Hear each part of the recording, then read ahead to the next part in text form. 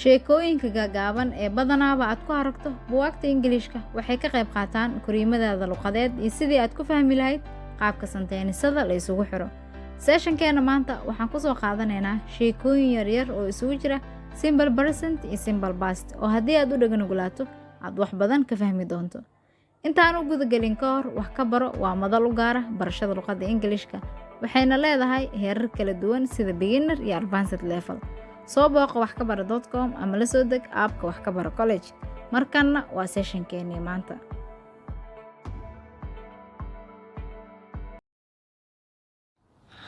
Assalamu alaikum warahmatullahi wabarakatuh. En kusoo dhawaada mar kale iyo koorsadeeni English Inside Out ee magaciiguna waa Maxamuud Axmed Xaaji. Waana cashir reading insha Allah cashirkeena marka waxaan ka soo saaray buugga side by side waana cashir reading waana cashir aad u fudud wuxuuna ku saabsan yahay late for work ina shaqada ka soo daahday. Sheeko yar oo ku saabsan qof shaqada ka soo daahayo ku saabsan. Marka waxaa la isku keenay simple present tense iyo simple past tense ayaa la isku keenay kadibna sheeko ayaa laga soo saaray ama sida hadda qoraalada markaad aragto aad ka dareemi doonto jumlooyinka qaarna waxaa lagu dhisay simple present tense jumlooyinka qaarna waxaa lagu dhisay simple past tense oo qaarkoodna negative ay yihiin. Marka insha Allah marka waxaan filayaa marka wixii aad fahantay inaad ka dhex arki doonto wixii aad soo baratay inaad ka dhex arki doonto. Victor usually gets up at 7 a.m. Victor caadiyan wuxuu kacaa ama hurdada ka toosaa 7 a.m. waa simple present tense. Usually gets up caadiyan wuxuu shaqada ka kacaa hurdada ka toosaa 7 a.m. He does his morning exercise for 20 minutes. He does his morning exercises for 20 minutes. Morning exercise-kii subaxdii walba wuxuu sameeyaa morning exercise ayuu sameeyaa 20 daqiiqo ama exercise ayuu sameeyaa 20 daqiiqo. He takes waa wada jeeda dhamaantood s ayaa la soo wada raacinayaa. He does wajada gets up s ayaa la soo wada raacinayaa waa simple present tense. He takes a long shower qubays dheer ayuu qaataa and he has a big breakfast. kadibna wuxuu cunaa quraac badan ayuu cunaa ama quraac weyn ayuu cunaa ama raashin badan ayuu ku quraacdaa. He leaves for work at 8 shaqada wuxuu u baxaa 8 ayuu u baxaa. He usually drives his car to work shaqadana wuxuu inta badan u kaxaystaa gaarigiisa and gets there at 8:30 wuxuuna shaqada tagaa 8:30 daqiiqo. Alright, waa fahanteena rajeynaya. Alright, aynoo sii socota marka. This morning, however, laakiin however marka waa sida laakiin oo kale waay. This morning, however, laakiin saakay, he didn't get up at 7 a.m. 7 a.m. kama uusan soo kicin. Didn't get up waa simple past tense oo negative ay weeyaan. He got up marka got waa past of get weeyaan. He got up wuxuu ka soo kacay 6:30 ayuu ka soo kacay 6:00 ayuu ka soo kacay ama 12:00 ayuu ka soo kacay. He didn't do his morning exercise for 20 minutes. He didn't do his morning exercise for 20 minutes. Exercises for 20 minutes. Exercise-kiisii subaxda walba uu sameyn jira 20 daqiiqo saakay 20 daqiiqo ma sameynin. He did them only for 5 minutes. 5 daqiiqo oo kaliya ayuu exercise sameeyay ama aalimiitay. He did them marka waxay u laabanaysaa exercise ayuu u laabanaysaa. Alright, he didn't take a long shower qubays dheerna ma uusan qaadanin. He took a very quick shower qubays degdeg ayuu qaatay ama qubays degdeg ayuu qubaystay. He didn't have a big breakfast. quraac weyn ma uusan samaysanin ama ma uusan cunin. He had a small breakfast. quraac yar ayuu samaystay ama uu cunay. Alright, he didn't leave to work at 8. shaqada 8 uma uusan bixin. He left for work at 7. shaqadii wuxuu u baxay 7 ayuu shaqadii u baxay. 7 ayuu shaqada u dhaqaajiyay. Alright. maxay noogu xiga marka? waxay noogu xigo Victor didn't drive his car to work this morning. laakiin saakay shaqada gaarigiisa shaqada kuma aadin. He drove it to the repair shop. Laakiin maanta he drove it to the repair shop. Gaarigiisa wuxuu u kaxeeyey repair shop.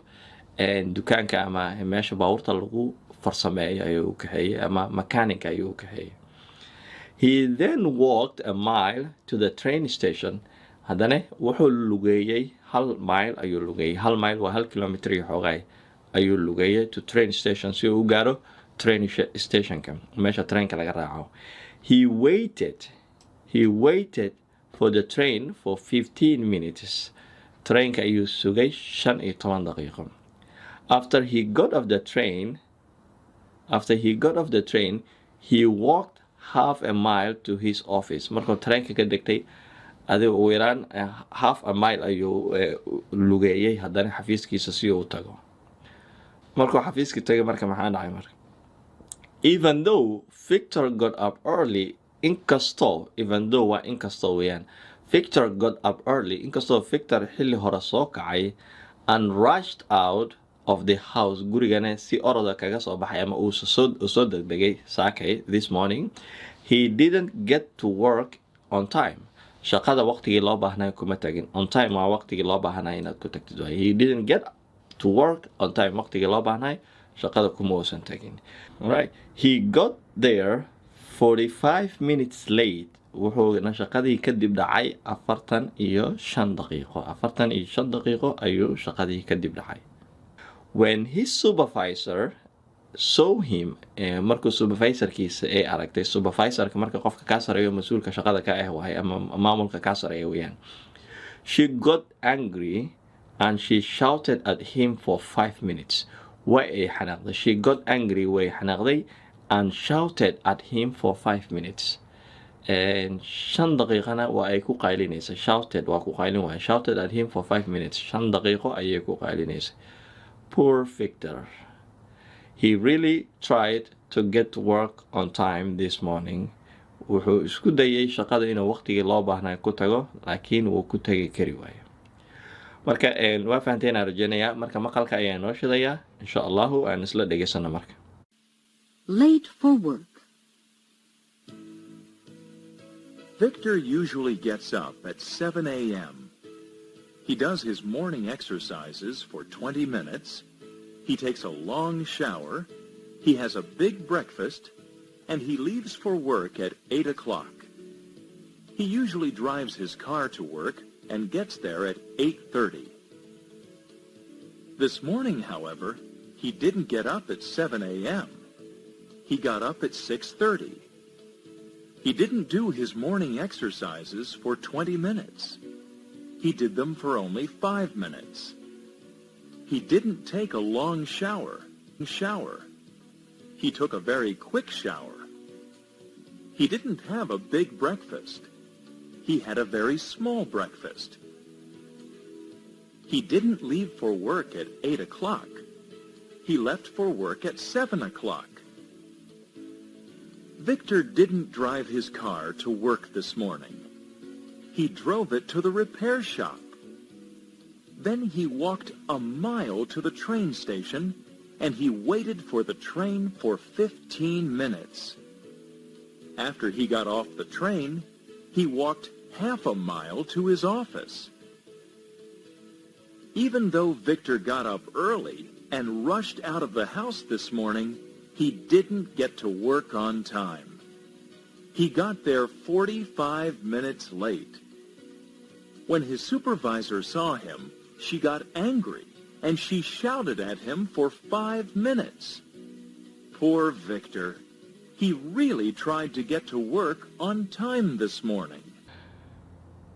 Okay, waa fahanteen aan rajaynayaa. Marka casharka halkan ayaan kusoo gabagabeynayaa. Insha Allah u diyaar garooba casharada xigo. Wassalaamu calaykum waraxmatullaahi wabarakaatuh.